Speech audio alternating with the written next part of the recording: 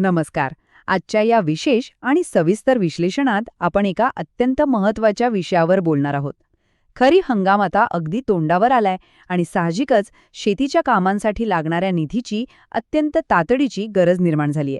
चला तर मग जराही वेळ न दवडता थेट विषयाला हात घालूया आणि पीएम किसान तसेच नमो शेतकरी योजनेच्या नेमक्या सद्यस्थितीवर प्रकाश टाकूया. सध्या सर्वांच्या मनात फक्त आणि फक्त एकच प्रश्न आहे, तो म्हणजे पीएम किसानचा 23वा आणि नमो शेतकरी योजनेचा 9वा हप्ता नक्की कधी येणार. आता यावर बऱ्याच चर्चा आणि तर्कवितर्क सुरू आहेत, पण उपलब्ध डेटा आणि ताज्या अधिकृत माहितीनुसार नेमकी वस्तुस्थिती काय आहे हे आपण आता टप्प्याटप्प्याने उलगडणार आहोत. तर आजच्या या विश्लेषणाची रूपरेखा अशी असेल. सर्वात आधी आपण प्रलंबित हप्ते आणि सद्यस्थिती पाहू, त्यानंतर पीएम किसानचे आलेले नवीन कडक नियम, मग नमो शेतकरी योजनेची निधी तरतूद, चौथा म्हणजे हे हप्ते प्रत्यक्ष कधी जमा होतील आणि शेवटी पात्रतेसाठी कोणती पावले उचलणे आवश्यक आहे. ही नवीन नियमांची माहिती समजून घेणं हप्त्याच्या तारखांपटकच किंबहुना त्याहून जास्त महत्त्वाचे बरं का. चला तर मग पहिल्या भागाकडे वळूया. प्रलंबित हप्ते आणि त्यांची सध्याची स्थिती काय आहे. आता हा आकडा पहा, 92 लाख. मागील वेळेस म्हणजे पीएम किसानच्या 22व्या हप्त्यावेळी तब्बल 92 लाख शेतकऱ्यांना हफ्ता मिळाला होता. तेव्हा निधी वाटपात थोडी सवलत दिली गेली होती, त्यामुळे एवढा मोठ्या संख्येने हा टप्पा यशस्वीपणे आणि अत्यंत सुलभरित्या पार पडला होता.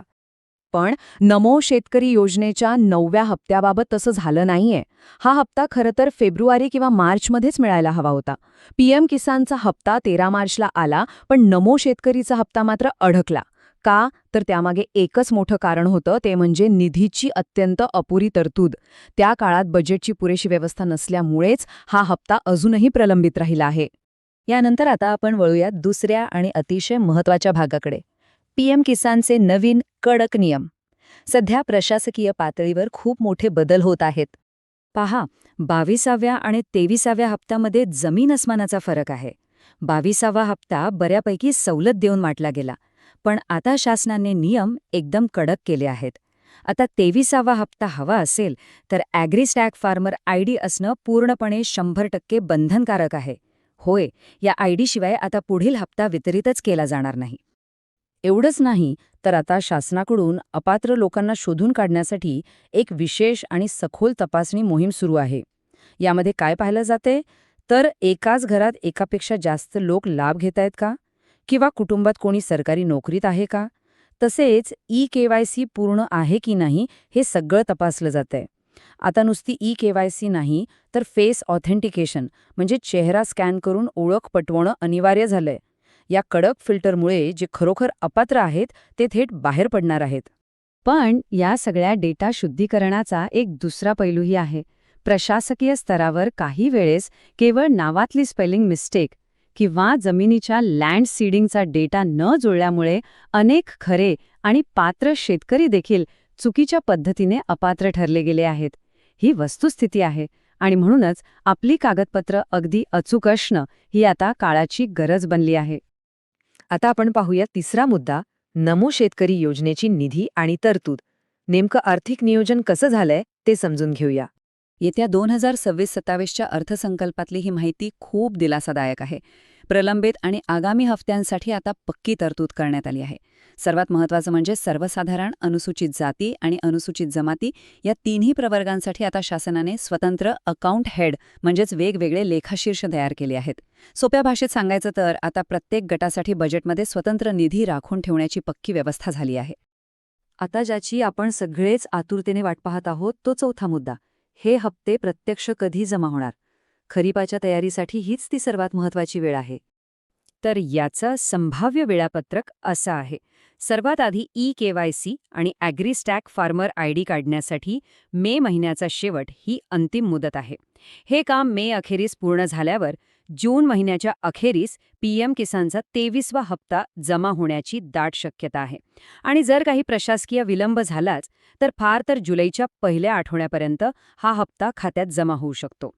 याच दरम्यान नमो शेतकरी योजनेच्या हप्त्याबाबत एक अतिशय महत्त्वाची अपडेट समोर येत आहे. राज्य सरकार आता पीएम किसानच्या हप्त्याची वाट पाहत बसणार नाहीये. त्याऐवजी खरीप हंगामाच्या तोंडावर शेतकऱ्यांची पैशांची गरज लक्षात घेता नमो शेतकरीचा निधी स्वतंत्रपणे वितरित करण्याची तयारी सध्या वेगात सुरू आहे. म्हणजेच तिन्ही प्रवर्गांसाठी हा निधी लवकरच खात्यात येऊ शकतो.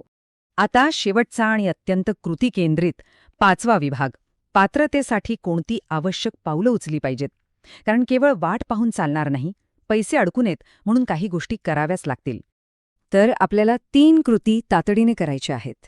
पहिली म्हणजे ॲग्रीस्ट्रॅक पोर्टलवर जाऊन त्वरित फार्मर आयडीसाठी नोंदणी करणे. मूळ 20 मेची मुदत तर कधीच संपलीये, त्यामुळे हे काम आता मेच्या अखेरीपूर्वी टॉप प्रायोरिटीवर करायलाच हवं. दुसरी कृती, पीएम किसान मोबाईल ॲपवर फेस ऑथेंटिकेशन वापरून ई-केवायसी पूर्ण करून घ्या. आणि तिसरी कृती, जर कागदपत्रांमध्ये काही तफावत किंवा अडचण असेल तर अजिबात वेळ न दवडता थेट तालुका नोडल अधिकाऱ्यांशी संपर्क साधा आणि त्रुटी दूर करा. हे सर्व पाहिल्यानंतर शेवटी एक अत्यंत महत्त्वाचा आणि विचार करायला लावणारा प्रश्न उरतो. या इतक्या कडक डिजिटल नियमांमुळे खऱ्या आणि गरजू शेतकऱ्यांना अगदी ऐन खरीपाच्या हंगामात हा निधी मिळण्यास उशीर तर होणार नाही ना? एका बाजूला पारदर्शकतेसाठी ही प्रशासकीय स्वच्छता मोहीम आवश्यक आहेच, पण दुसऱ्या बाजूला पेरणीसाठी लागणारी पैशांची ती तातडीची गरज. आता प्रशासनाकडून हा समतोल कसा साधला जातो हे पाहणं खरोखरच महत्त्वाचे ठरणार आहे. या सविस्तर विश्लेषणात आज आपण इथेच थांबूया. अशाच महत्त्वपूर्ण माहितीसह पुन्हा नक्की भेटू.